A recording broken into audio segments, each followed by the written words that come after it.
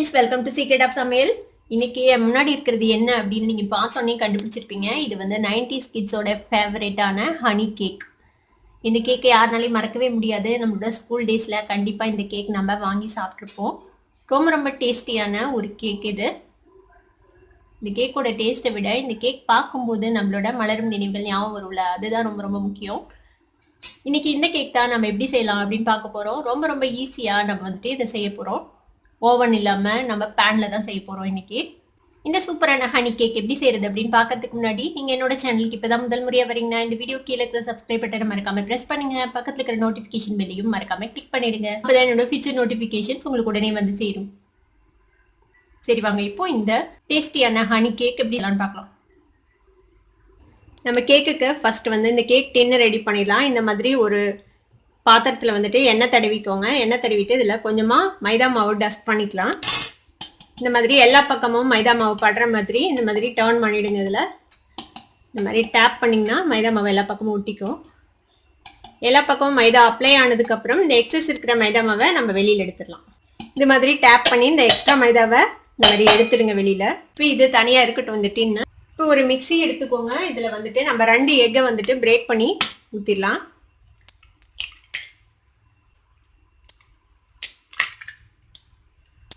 இது கூட ஒரு 1/2 கப் அளவுக்கு சர்க்கரையை வந்துட்டு பவுடர் பண்ணி வச்சிருக்கேன். இந்த சுகர் பவுடரையும் இதோட சேர்த்திடுங்க. இப்போ இதை வந்துட்டு நம்ம மிக்சியில் ஒரு அடி அடிச்சு எடுத்துட்டு வந்துடலாம். நம்மளோட எக்கும் சர்க்கரையும் நல்லா பீட் ஆயிடுச்சு பாருங்க. இது கூட ஒரு 1/4 கப் அளவுக்கு என்ன வெஜிடபிள் ஆயில் நீங்கள் யூஸ் பண்ணுறீங்களோ அதை ஊற்றிக்கலாம். நான் வந்துட்டு சன்ஃப்ளவர் ஆயில் ஆட் பண்ணுறேன். எந்த ஃப்ளேவரும் இல்லாத ஆயில் வந்துட்டு ஆட் பண்ணிக்கணும் இதில். இது கூடவே ஒரு 1/2 கப் அளவுக்கு பால். இது வந்து காய்ச்சி ஆற வச்ச பால், ரூம் டெம்பரேச்சர்ல இருக்கு இந்த பால். சில்லுன்னு இல்லை, சூடாகவும் இல்லை. இப்போ இந்த மில்கையும் இதில் ஆட் பண்ணிடுங்க.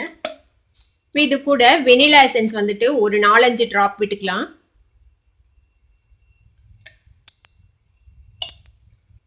இப்போ இதையும் மிக்சியில் ஒரு பிளெண்ட் பண்ணி எடுத்துட்டு வந்துடுறேன். பாருங்க, இந்த மாதிரி இதையும் அடிச்சாச்சு. இப்போ இது மாதிரி ஒரு சலாடை எடுத்துக்கோங்க. இதில் வந்துட்டு 1 கப் அளவுக்கு மைதா மாவு சேர்த்திக்கலாம்.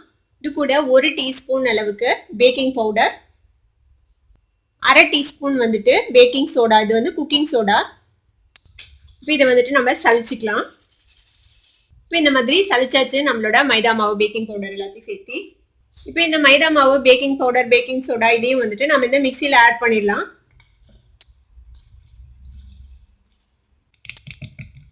இது மாதிரி மைதா மாவு ஆட் பண்ணியாச்சு. இப்போ இதையும் நம்ம வந்துட்டு மிக்சியில் ஒரு ஓட்டி எடுத்துட்டு வந்துடலாம். பாருங்க, மைதா மாவும் நல்லா போட்டு அடிச்சாச்சு நம்ம. இப்போ என்ன செய்யலாம்னா இந்த நம்ம டின் ரெடி பண்ணி வச்சோம்ல, இதுல வந்துட்டு இந்த பேட்டரை வந்துட்டு ஷிஃப்ட் பண்ணிடலாம்.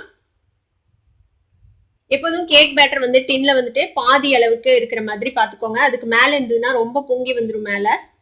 இப்போ இதை இந்த மாதிரி டின்ல போட்டுட்டு லைட்டா அப்படி வந்துட்டு டேப் பண்ணிடுங்க. அப்பனா இதுல இருக்கிற அந்த ஏர் பபிள்ஸ் வந்துட்டு வெளில வந்துடும். ஒரு பேன் வந்துட்டு நான் அடுப்புல வச்சிருக்கேன். இது வந்துட்டு ப்ரீ ஹீட் ஆயிருக்குது. கிட்டத்தட்ட ஒரு 10 நிமிஷமா லோ ஹீட்ல நான் இந்த பேனை வச்சிருக்கேன். நல்லா சூடாயிடுச்சு இந்த பேனு. இப்போ இதுல வந்துட்டு நம்ம மணலோ இல்ல உப்போ எதுவுமே போட போறது இல்ல, ஸ்ட்ரெயிட்டாவே வைக்க போறோம். இந்த மாதிரி ஒரு பிளேட் வச்சுக்கோங்க. நம்ம ரெடி பண்ணி வச்சிருக்கிற இந்த பேட்டரை வந்துட்டு இதுக்குள்ள வச்சிடலாம். கேக் பேட்டரை வந்துட்டு இதுக்குள்ள வச்சிடுங்க. இப்போ இதை மூடி போட்டு மூடிடலாம்.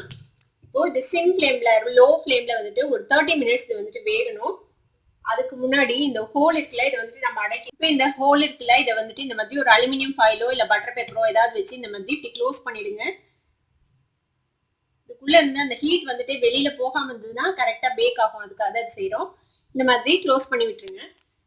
இப்போ இது இப்படியே வேகட்டும். ஒரு 30 மினிட்ஸ் ஆகும் இது வெந்து முடியறதுக்கு. நம்ம பாத்துக்கலாம், இடையில இடையில அப்படியே செக் பண்ணிக்கலாம். இப்போ நான் அடுப்பு ஆஃப் பண்ணிட்டேன். நான் வைக்கும் போது சொன்னேன் உங்களுக்கு 30 மினிட்ஸ் வைங்கன்னு சொல்லிட்டு. நான் 30 மினிட்ஸ்க்கு அப்புறம் எடுத்து பார்த்தேன், வேகாம இருந்தது. அதனால கிட்டத்தட்ட 45 மினிட்ஸ் இது வந்துட்டு வெந்திருக்கு. ஓப்பன் பண்ணி காட்டுறேன் பாருங்க, எவ்வளவு புஷ்ஷுன்னு வந்திருக்குது நம்மளோட கேக். அழகா இருக்குல்ல பார்க்கவே. இப்போ இது வெந்துருச்சா அப்படின்னு நம்ம செக் பண்றதுக்கு வந்துட்டு இந்த மாதிரி ஒரு டூத் பிக் வச்சுட்டு இப்படி இன்சர்ட் பண்ணி பாருங்க. இன்சர்ட் பண்ணி எடுத்து பார்த்தீங்கன்னா அது வந்துட்டு நல்லா நீட்டா ஒன்றும் ஒட்டாம வந்துச்சுன்னா நம்மளோட கேக் ரெடின்னு அர்த்தம். இப்போ நம்மளோட கேக் ரெடி. இது வந்துட்டு ஆறட்டும். இப்போ ஒரு பேன் அடுப்பில் வச்சுக்கோங்க. இதில் வந்துட்டு ஒரு 2 டேபிள் ஸ்பூன் அளவுக்கு சர்க்கரை சேர்த்துக்கலாம். இது வந்துட்டு நம்ம ஹனி சிரப் தயாரிக்க போகிறோம். இப்போ இது கூட ஒரு 3 டீஸ்பூன் அளவுக்கு தண்ணி சேர்த்திக்கோங்க. இது கூட நம்ம வந்துட்டு ஹனி வந்துட்டு ஒரு டேபிள் ஸ்பூன் அளவுக்கு சேர்த்திக்கலாம். ஹனி வந்து ஆப்ஷனல், உங்களுக்கு தேவைன்னா சேர்த்திக்கோங்க, இல்லைன்னா வெறும் சுகர் சிரப் மட்டுமே நம்ம போடலாம் கேக் மேலே. ஹனி போட்டால் ஒரு எக்ஸ்ட்ரா ஃப்ளேவர் இருக்கும்.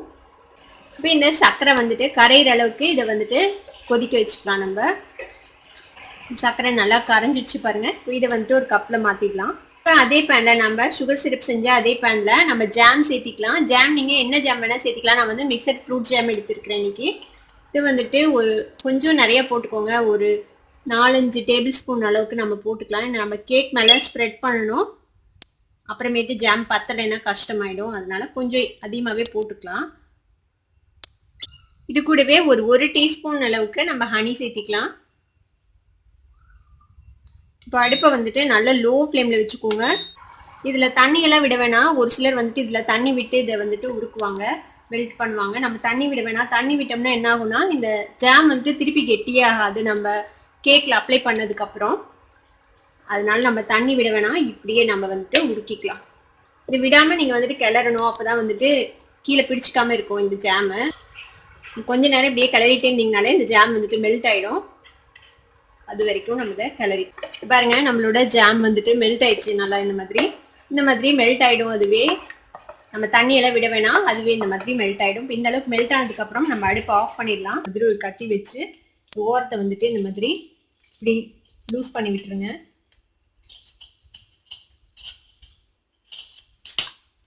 இப்போ இதை வந்துட்டு நம்ம இந்த பிளேட்டில் திருப்பி போட்டுக்கலாம்.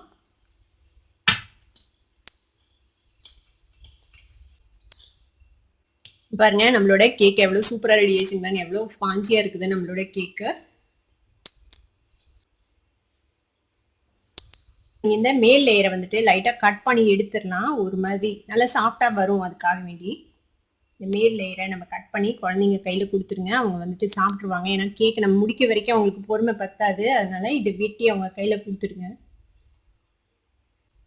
பாருங்க எவ்வளோ சூப்பராக இருக்குது நம்மளோட கேக்கு. பாருங்க நல்லா ஸ்பாஞ்சியாக இருக்குதுல்ல, நல்லா ஓட்டியாக அழகாக வந்துருக்குது நம்மளோட கேக்கு. இதுவே சாப்பிட்றதுக்கு ரொம்ப சூப்பராக இருக்கும். இதை தனியாக வச்சுக்கலாம். நம்ம இப்போ நம்ம ரெடி பண்ணி வச்சிருக்கிற இந்த சுகர் சிரப் இருக்குல்ல, ஹனி சிரப் இருக்குல்ல, இந்த ஹனி சிரப்பை வந்துட்டு நம்ம இந்த கேக் மேலே போட்டுக்கலாம். இது உங்களுக்கு எவ்வளோ வேணுமோ அந்த அளவுக்கு போட்டுக்கலாம். ஒரு சிலருக்கு நிறைய மாய்ஸ்டாக இருந்தால் பிடிக்கும், ஒரு சிலருக்கு உள்ள வந்துட்டு அந்த அவ்வளோ மாய்ஸ்டாக இருந்தால் பிடிக்காது. நீங்கள் உங்கள் வீட்டில் இருக்கிறவங்களுக்கு எப்படி பிடிக்குமோ அந்த அளவுக்கு நீங்கள் வந்துட்டு இந்த சுகர் சிரப் போட்டுக்கோங்க. இந்த சுகர் சிரப் நிறையா இருந்துச்சுன்னா நல்லா இருக்கும், கொஞ்சம் நல்லா ஜூஸியாக இருக்கும் கேக்கு. மாதிரி ப்ரஷ் இல்லைன்னா ஒன்றும் பிரச்சனை இல்லை, ஸ்பூனில் எடுத்து அப்படியே விட்டு நீங்கள் இந்த மாதிரி மாய்ஸ்ட் பண்ணிக்கலாம். இப்போ நம்ம ரெடி பண்ணி வச்சிருக்கிற இந்த ஜாம் இருக்குல்ல, இந்த ஜாமை வந்துட்டு உருக்கி வச்சிருக்க இந்த ஜாமும் லைட்டாக வெதுன்னு இருக்கும்போது ஊற்றிடுங்க, இல்லைன்னா திருப்பி கெட்டியாயிடும் ஜாமு. இப்போ இது மேலே நம்ம ஊற்றி அப்படியே ஸ்ப்ரெட் பண்ணி விட்டுக்கலாம். ஜாமும் ஓரளவுக்கு நிறைய இருந்ததுன்னா நல்லா இருக்கும் கேக் மேலே. இதையும் இந்த மாதிரி அப்படியே அப்ளை பண்ணி விட்டுருங்க இந்த கேக் மேலே. இது வந்து டெசிகேட்டட் கோகோனட், இது வந்துட்டு நம்ம மேலே தூவ போகிறோம். டெசிகேட்டட் கோகோனட் உங்கள்கிட்ட இல்லைன்னா ஒன்றும் பிரச்சனை இல்லை. தேங்காயை வந்துட்டு துருவி எடுத்து லைட்டாக வடச்சட்டியில் வந்துட்டு வறுத்துட்டு அது வந்துட்டு மேலே தூவிடுங்க. கருகாத அளவுக்கு வறுத்துக்கணும், அவ்வளோதான். இந்த மாதிரி அந்த ஒயிட் கலர் மாறாத அளவுக்கு வறுத்துக்கோங்க. இப்போ வந்து நான் இந்த டெசிகேட்டட் கோகோனட் வந்துட்டு இது மேலே தூவுறேன்.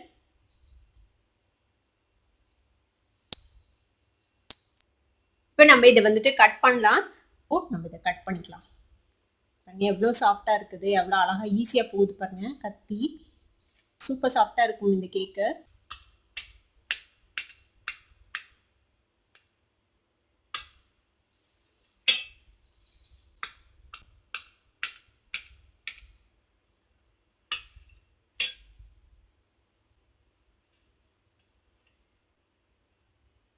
பாருங்க எவ்வளவு சூப்பரா இருக்குது நம்மளோட ஹனி கேக். பார்க்கவே செம்மையா இருக்குது இல்ல. நம்மளோட ஸ்கூல் டேஸ்லாம் ஞாபகம் வருது இல்ல, இந்த கேக் சாப்பிட்ட ஞாபகம் எல்லாம் வருது இல்ல. சூப்பரா இருக்குது, நல்லா ஸ்பாஞ்சியா நம்மளோட கேக் ரெடியா இருக்குது. இப்போ